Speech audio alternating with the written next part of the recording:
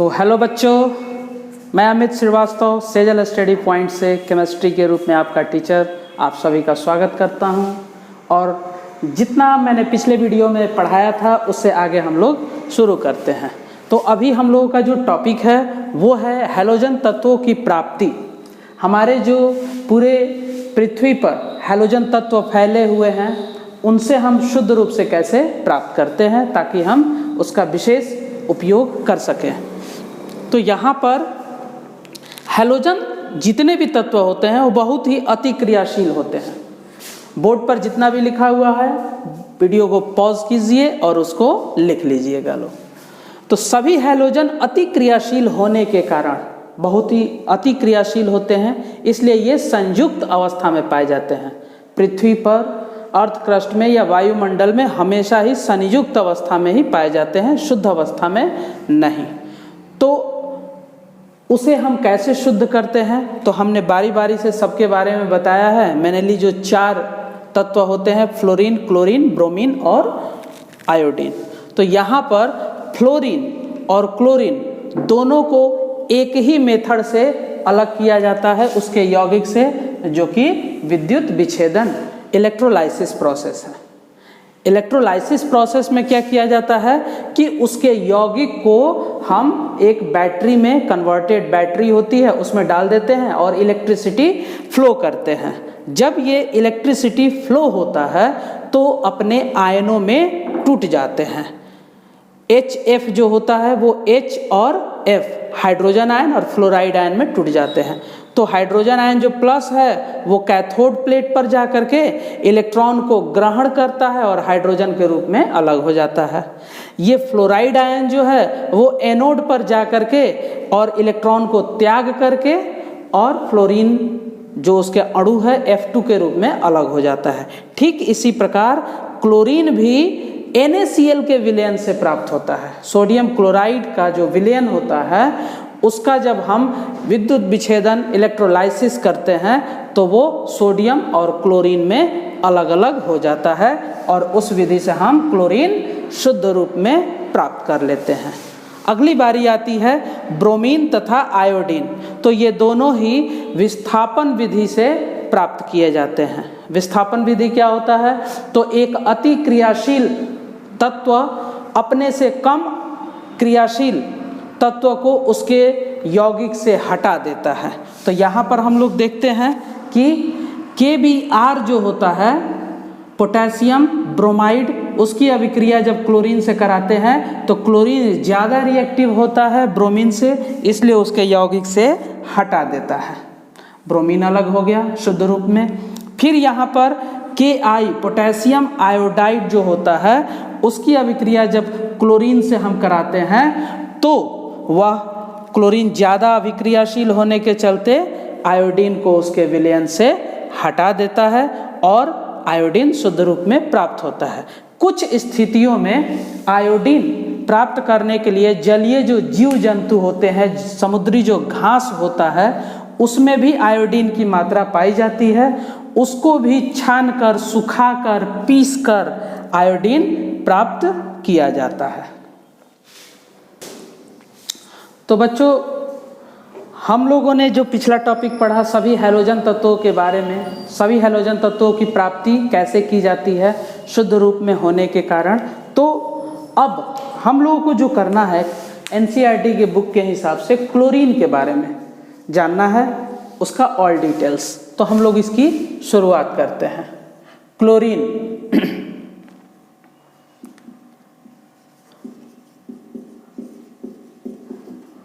Chlorine का नाम उसको खोजने वाले वैज्ञानिक ने उसके कलर के आधार पर रखा था। ठीक, एक साइंटिस्ट है शैली,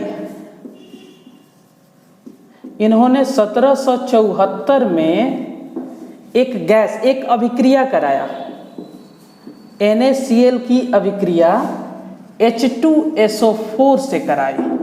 तो NaHSO4 सोडियम हाइड्रोजन सल्फेट जिसको हम लोग बोलते हैं ये मिला। ठीक, H2O और Cl2, ये एक गैस की खोज की। शैले ने 1774 में इस अभिक्रिया के थ्रू इसमें उत्प्रेरक के रूप में मैग्नीज डाइऑक्साइड भी यूज किया गया था।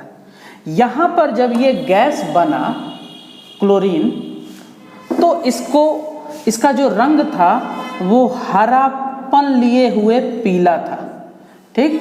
और इसको ग्रीक जो शब्द होते हैं, ग्रीक वर्ड इसका होता है हरापन पीला का क्लोरो। एनसीईआरटी के बुक में दिया हुआ है जिसका नाम है कोलोरो, ऐसे नाम है। तो इसी से इंस्पायर होकर के इस तत्व का नाम रख दिया गया क्लोरीन। क्लोरीन इस तरीके से। अब हम लोगों को इसके, ये तो हुआ लैब मेथड। हमने इसके पहले क्लोरीन बनाने का जो व्यापारिक मेथड है NaCl के थ्रू दिया है।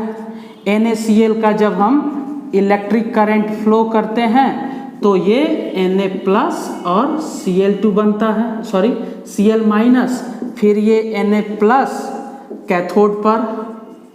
कैथोड पर चला जाता है तो ये Na बन जाता है, और साथ में Cl- जो होता है वो एनोड पर चला जाता है तो ये Cl2 बन जाता है इलेक्ट्रॉन को त्याग करके। इस तरीके से हमने ये देखा है। ये हुआ आपका लैब मेथड और ये हुआ आपका व्यापारिक यानी कि इंडस्ट्रियल मेथड, बड़े स्तर पर व्यापारिक तरीका। ये आपका हुआ इंडस्ट्रियल मेथड, ये चीज़, और ये हुआ लैब मेथड, ठीक। तो इसे वीडियो को पॉज कीजिए और इसे लिख लीजिए आप सभी। तो अब हम लोगों को पढ़ना है क्लोरीन बनाने की विधि, पिछली बार भी पढ़ा हमने। अब हम लोगों को पढ़ना है क्लोरीन के गुण, जिसमें पहला टॉपिक है भौतिक गुण। भौतिक गुण क्या होता है? इसमें तीखी गंध वाली दम घोटू हरा पीला रंग का यह गैस होता है। क्लोरीन का भौतिक गुण में सबसे पहला जो है कि यह तीखी गंध वाली। तीखी गंध का मतलब होता है कि यह बहुत ही जल्दी नाक में घुस जाती है, अच्छी नहीं लगती है, ठीक। छींक वगैरह भी उत्पन्न करा सकती है। दम घोटू होती है, लगता है जैसे सांस लेने पर दम घुट रहा है। हरा पीला रंग का ये गैस होता है। दूसरा, हवा से भारी होती है, हवा से लगभग 2.5 गुना भारी होती है, इसलिए ये जमीन पर ही रुकी रहती है, ऊंचाई पर नहीं आती है। अगला जो है, जल में यह विलेय होता है। जल में विलेय होने के चलते ही इसका उपयोग जल में उपस्थित कीटाणुओं को मारने में होता है, डिसइंफेक्टेंट के तौर पर। आजकल जो कोरोना वायरस चला हुआ है तो इसी क्लोरीन से ही सैनिटाइजेशन हो रहा है। डी जो अगला है चौथा, वो है कि यह बहुत ही कम तापमान पर उबलना प्रारंभ कर देती है, इसीलिए इसे आसानी से द्रव रूप में अलग किया जा सकता है।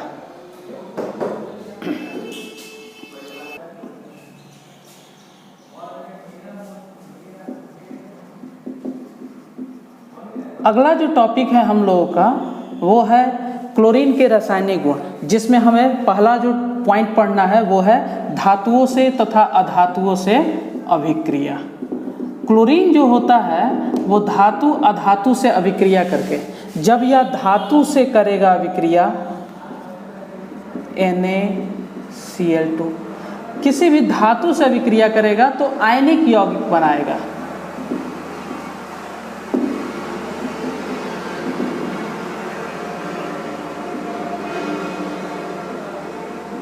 हर इक्वेशन को बैलेंस जरूर करना चाहिए, ठीक। तो और अगर अधातु से करता है तो सहसंयोजक यौगिक बनाता है, जैसे फास्फोरस से करेगा तो ये PCl3 बनाएगा, P4Cl2, 4 12 3 दूनी 6 दूनी 12 4, ऐसा है। अगर सल्फर से करता है तो ये S2Cl2, ठीक। इस तरह से ये अभिक्रिया बनाता है। वीडियो को पॉज करके आप लोग उतार सकते हैं। अगला जो हम लोगों का टॉपिक है वो है दूसरा, बैलेंस। इसको बैलेंस करना बहुत ज़रूरी है हम लोगों को, ये चीज़ है। अगला जो हम लोगों को है कि अगर कोई भी हाइड्रोजन वाला यौगिक है या हाइड्रोजन है जैसे कि ये हाइड्रोजन है, अगर ये क्लोरीन अभिक्रिया कर रहा है तो बहुत ही ज़्यादा ये हाइड्रोजन रिएक्टिव गैस है, मतलब हाइड्रोजन से बहुत जल्दी अभिक्रिया करना शुरू कर देता है। कहीं भी उसे हाइड्रोजन दिखाई देगा वो अभिक्रिया जरूर करेगा। जैसे C4H10 है, अगर यहाँ भी हाइड्रोजन दिखाई दिया है तो फटाक से हाइड्रोजन से ये रिएक्शन कर लेगा, C4H10Cl2 एकदम तुरंत। अगर मान लीजिए कि ये एक और कंडीशन होता है इसमें कि H2O से रिएक्शन कर लेगा अगर जल में, तो ये HCl प्लस ऑक्सीजन को ही अलग कर देता है। तो ऑक्सीजन ये जो होता है ये नवजात ऑक्सीजन के रूप में अलग होता है, इसको हम लोग नवजात ऑक्सीजन कहते हैं। और यही नवजात ऑक्सीजन के कारण ही यह विरंजन का काम करता है, मतलब रंग उड़ाने का। किसी भी कलरफुल अगर कपड़ा है, कागज है, तो उसमें डालते हैं जैसे ही जल और क्लोरीन, तो वो तुरंत ही रंगहीन बना देता है, रंग को उड़ा देता है। लेकिन इसका प्रभाव कार्बन वाले यौगिकों पर नहीं पड़ता है, स्याही पर नहीं पड़ता है, स्याही को ये वाइट नहीं बना सकता है। इसी गुण के अंतर्गत एक और अभिक्रिया होती है जिसे हम लोग मुक्त मूलक अभिक्रिया भी कहते हैं। अगर कोई भी हाइड्रोकार्बन है क्लोरीन से अभिक्रिया करता है, तो अगर यूवी रेज के उपस्थिति में करता है तो यह धीरे धीरे मुक्त मूलक अभिक्रिया की तरफ बढ़ता है। ये बारी बारी से हटाएगा, पुनः CH3Cl2 बनेगा, पुनः Cl2 से अगर अभिक्रिया कराया जाए तो ये CH2Cl2, पुनः ये CHCl3 बनेगा, पुनः अगर इसे Cl2 से अभिक्रिया कराया जाए तो CCl4 बनेगा। हर टर्म में ये HCl निकलता जाएगा। तो अगर ये अभिक्रिया यूवी रेज में कराया जाए तो होगा, लेकिन अगर डायरेक्ट सनलाइट की उपस्थिति में कराया जाए CH4 की क्लोरीन से, तो ये सनलाइट, डायरेक्ट सनलाइट, प्रकाश की उपस्थिति में, तो ये विस्फोट के साथ अभिक्रिया करेगा और यह डायरेक्ट अपने डेस्टिनेशन पर पहुंच जाएगा। ऐसे ये अभिक्रिया होगी।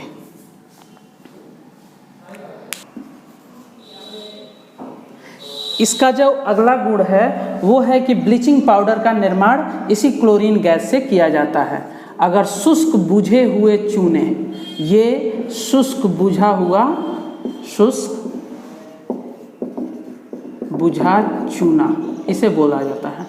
जब इस पर क्लोरीन गैस प्रवाहित करते हैं तो यह ब्लीचिंग पाउडर का निर्माण करता है। ये चीज़, ये है आपका ब्लीचिंग पाउडर। इसके साथ और भी बहुत सारे मिश्रण होते हैं जिसका नाम होता है ब्लीचिंग पाउडर। ठीक, ये 40 डिग्री सेल्सियस पर यह अभिक्रिया कराई जाती है। वीडियो को पॉज करके आप लोग इस चीज़ को उतार सकते हैं। ठीक, यह ठंडे तथा गर्म दोनों प्रकार के क्षारकों के साथ अभिक्रिया करके यह कभी क्लोरेट बनाती है, कभी क्लोरेट बनाती है तो कभी हाइपोक्लोराइट बनाती है। इस तरीके से, जैसे कि हम लिख रहे हैं NOH, ये क्षार है। ठीक, अगर इसकी अभिक्रिया क्लोरीन से कराते हैं तो यह कभी क्लोरेट बनाती है तो कभी हाइपोक्लोराइट बनाती है। अब जैसे कि यहाँ पर अगर NaCl के साथ NaOCl बना देती है, NaOCl के साथ H2O, ठीक, और कभी यही चीज़ NaOH क्लोरीन के साथ NaCl प्लस NaClO3 के साथ H2O, तो इसको हम लोग बोलते हैं सोडियम क्लोरेट।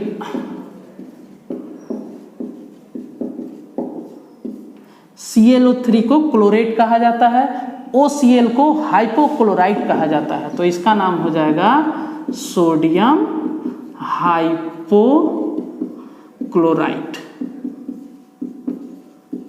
क्लोराइट ड नहीं ट। तो यहाँ पर ये चीज ठंडा होना चाहिए तथा तनु, और ये चीज यहाँ पर अगर क्लोरेट बनाना है तो गर्म होना चाहिए तथा सांद्र होना चाहिए। ये चीज आप लोग जानते हैं कि गर्म, सांद्र और तनु का क्या, तनु मतलब एकदम पतला घोल और सांद्र का मतलब गाढ़ा घोल, जिसमें पानी की मात्रा कम होती है। ये चीज क्लोरीन एक प्रबल ऑक्सीकारक होता है, इसलिए यह अधिकांश यौगिकों और तत्वों को ऑक्सीकृत कर देता है। जैसे यह आयोडीन को आयोडेट में ऑक्सीकृत करता है, सल्फाइड को सल्फेट में और फेरस को फेरिक में ऑक्सीकृत कर देता है। ऑक्सीकृत यहाँ पर करने का मतलब ऑक्सीकरण संख्या में उसकी वृद्धि कर देता है। अब जैसा कि मैंने बताया कि विभिन्न जो और यौगिक होते हैं, क्लोरीन अपनी ऑक्सीकरण क्षमता के कारण विभिन्न यौगिकों को ऑक्सीकृत कर देता है और उनके ऑक्सीकरण संख्या में वृद्धि कर देता है। जैसे ये फेरस सल्फेट है, इसको फेरिक सल्फेट में ऑक्सीकृत किया। Na2SO3 सोडियम सल्फाइड है, इसको सोडियम सल्फेट में ऑक्सीकृत किया। यहाँ पर सल्फर डाइऑक्साइड है, उसे हाइड्रोजन सल्फेट यानी कि सल्फ्यूरिक एसिड में ऑक्सीकृत किया। ऑक्सीकृत करने का मतलब उसकी ऑक्सीकरण संख्या में वृद्धि कर देना। आयोडीन है, उसको आयोडिक एसिड में कन्वर्ट कर दिया। यहाँ पर हम आप बताते हैं कि ऑक्सीकरण संख्या में वृद्धि कैसे होती है, तो ध्यान से देखिएगा।